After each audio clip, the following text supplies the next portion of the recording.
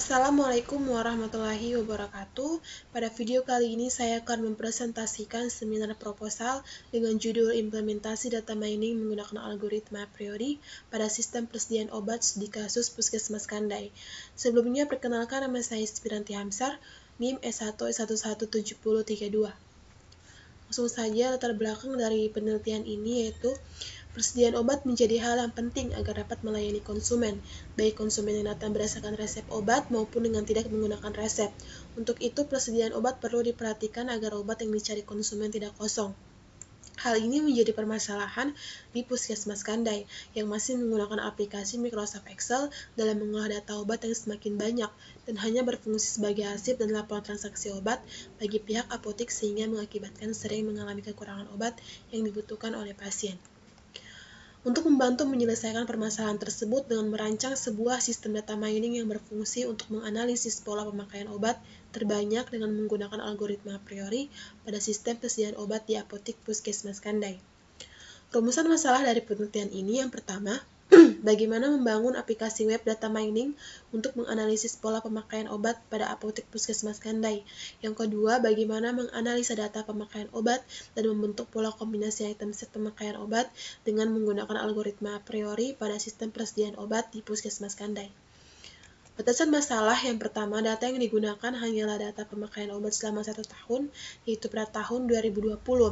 Yang kedua, penelitian ini dilakukan dengan menganalisa data pemakaian obat untuk penentuan pola pemakaian obat.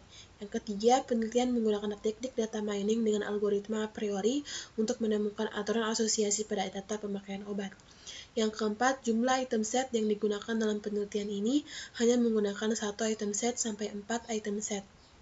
Yang kelima, aplikasi ini berbasis website.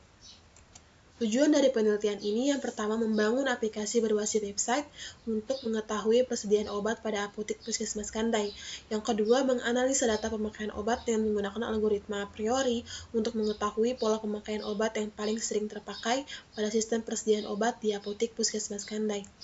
Manfaat dari penelitian. Yang pertama, memberikan informasi tentang pola pemakaian obat yang paling sering dipakai konsumen pada apotek Puskesmas Kandai.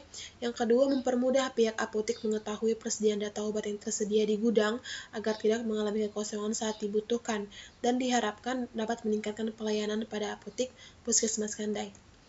Pengertian dari algoritma a priori. Algoritma a priori adalah suatu metode untuk mencari pola hubungan antar satu atau lebih item dalam suatu dataset.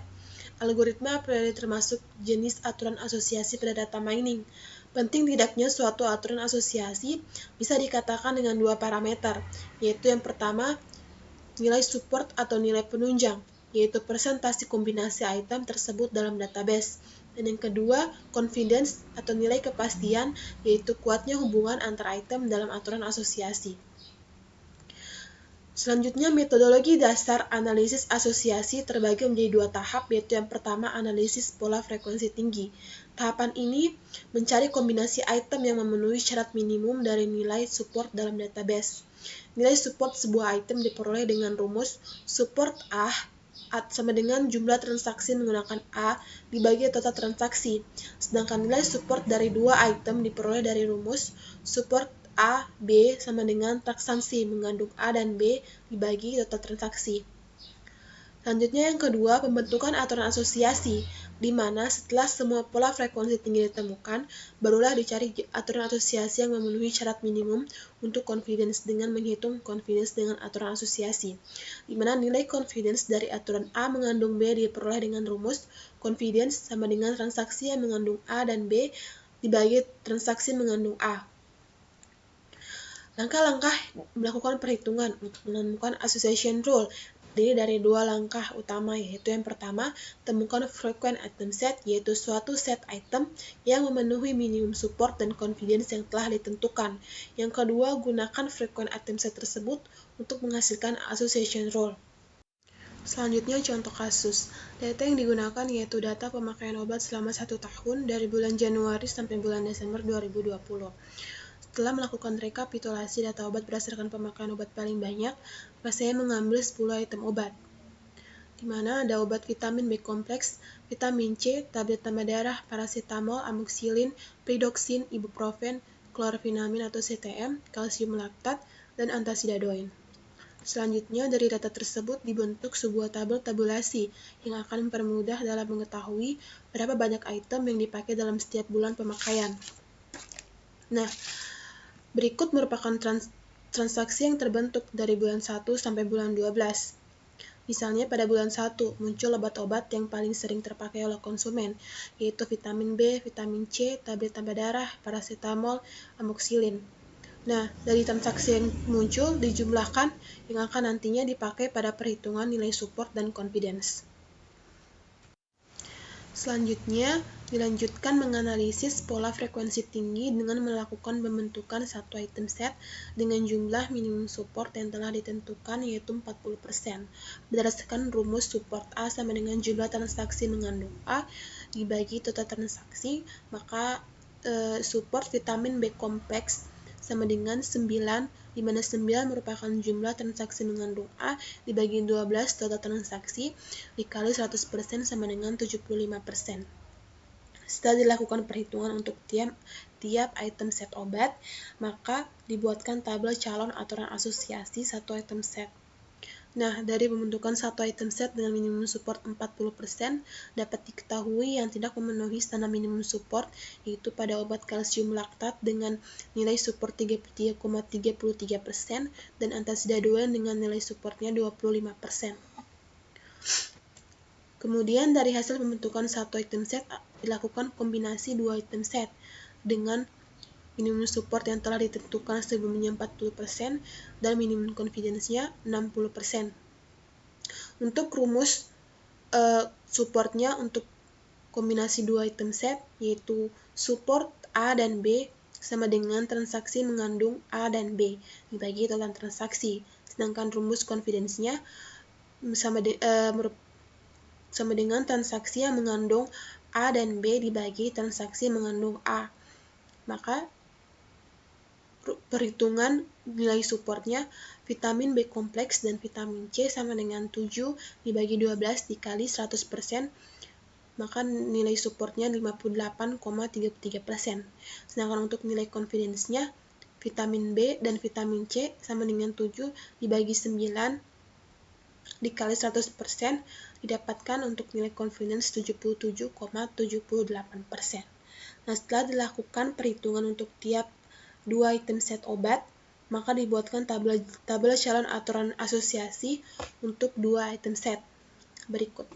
Nah, dari pembentukan kombinasi dua item set dengan minimum support 40% dan confidence 60% dapat diketahui yang memenuhi standar untuk calon aturan asosiasi dua item set berikut. Nah, setelah itu dari hasil kombinasi dua item set dilakukan pembentukan 3 item set dengan rumus yaitu support vitamin B kompleks dan vitamin C tambah darah sama dengan 5/12 dikali 100% sama dengan 41,67%. Sedangkan untuk confidence-nya vitamin B, vitamin C dan tambah darah sama dengan 5 dibagi 9 dikali 100% sama dengan 55,56%. Setelah itu dilakukan perhitungan untuk tiap item set untuk 3 item set obat. Setelah itu dibuatkan tabel calon aturan asosiasi 3 item set. Begitupun dengan dari hasil kombinasi 3 item set dilakukan pembentukan 4 item set sehingga mendapatkan pembentukan 4 item set oleh obat vitamin C, tablet tambah darah, paracetamol, dan amoxicillin sama dengan 5/12 dikali 100% didapatkan nilai supportnya 41,67%, sedangkan untuk confidence-nya 5 dibagi 9 dikali 100% sama dengan 55,56%. Nah, dari aturan asosiasi final terdapat 14 rule yang memenuhi minimum support 40% dan confidence 60%. Nah, berdasarkan support dan confidence terbesar dari tabel calon aturan satu item set sampai 4 item set didapatkan hasil bahwa obat yang paling banyak terpakai adalah paracetamol tablet 500 mg dan amoxicillin tablet 500 mg dengan tingkat confidence tertinggi sebesar 85,71%. Nah, saya menandai di sini dengan warna hijau, artinya jika konsumen membeli obat paracetamol 500 mg, punya kemungkinan 85,71% untuk membeli amoxicillin 500 mg. Aturan ini cukup signifikan karena mewakili 50% dari catatan transaksi selama ini. Waktu dan tempat penelitian, di mana waktu penelitian yang akan dilakukan dari bulan Mei sampai bulan September 2021. Dengan uraian kegiatan yang pertama inception, dilakukan dari minggu pertama sampai minggu ketiga bulan Mei. Dilanjutkan dengan elaboration, dilakukan dari minggu keempat bulan Mei sampai minggu ketiga bulan Juni. Selanjutnya construction dilakukan dari minggu keempat bulan Juni sampai minggu keempat bulan Agustus. Selanjutnya yang terakhir transition dilakukan dari minggu pertama bulan September sampai minggu keempat bulan September. Penelitian tugas akhir bertempat di Puskesmas Kandai, Kecamatan Kendari, Kota Kendari, Sulawesi Tenggara. Metode pengembangan sistem yang digunakan dalam sistem ini adalah metode Rational Unified Process atau RUP. Dalam metode ini terdapat 4 tahap pengembangan perangkat lunak, yaitu yang pertama inception atau permulaan, di mana pada tahap ini menganalisa kebutuhan obat menggunakan algoritma a priori dengan menggunakan data pada Puskesmas Kandai, Kota Kendari. Lalu yang kedua, elaboration atau perencanaan. Pada fase ini meliputi use case diagram, activity diagram, sequence diagram, class diagram, serta perancangan tampilan user interface yang akan dibangun pada sistem nanti. Selanjutnya yang ketiga, construction atau konstruksi. Pada tahap ini dilakukan membangun sistem mulai dari tampilan user interface sampai penerapan coding pada sistem. Dan yang terakhir, transition atau transisi.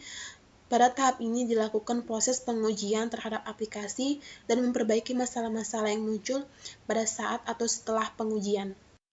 Selanjutnya, perancangan UML aplikasi yang akan dibangun. Yang pertama, use case diagram. Nah, pada use case diagram ini terdapat kelola data obat, kelola data pemakaian, analisis a priori, membuat role asosiasi serta support dan confidence.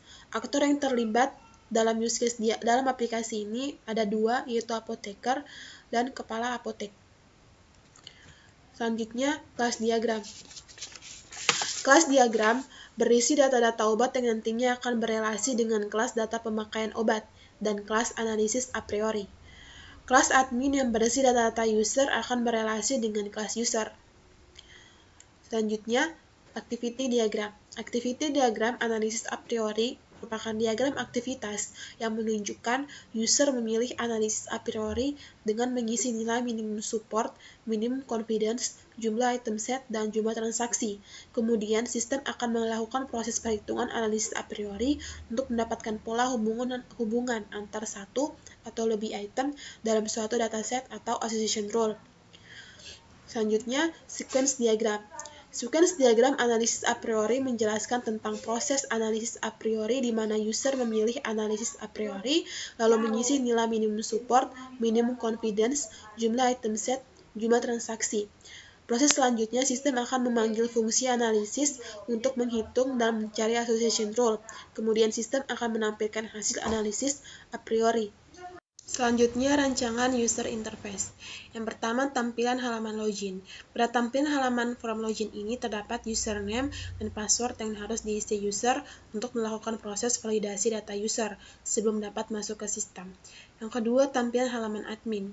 Pada menu halaman admin ini dapat digunakan untuk kelola pengguna sistem, misalnya menambahkan pengguna, ubah password, ataupun hapus pengguna. Lalu yang ketiga, tampilan halaman menu data obat. Nah, pada tampilan halaman menu data obat terdapat data yang berisikan nama obat, jumlah stok, satuan, tambah, ubah, hapus, serta pencarian. Pada tampilan halaman menu data pemakaian obat terdapat data yang berisikan nama obat, bulan, tahun, stok awal, pemakaian, persediaan, tambah, ubah, hapus, data, serta pencarian. Lalu yang terakhir, tampilan halaman menu analisis a priori adalah bagian terpenting dalam sistem ini. Halaman ini akan menampilkan analisis asosiasi sehingga dapat diketahui pola pemilihan konsumen. Pada tampilan ini terdapat dua halaman, yaitu tampilan halaman menu analisis a priori 1 item set dan tampilan halaman menu analisis a priori 2 atau 3 item set. Sekian dari presentasi saya ucapkan terima kasih. Assalamualaikum warahmatullahi wabarakatuh.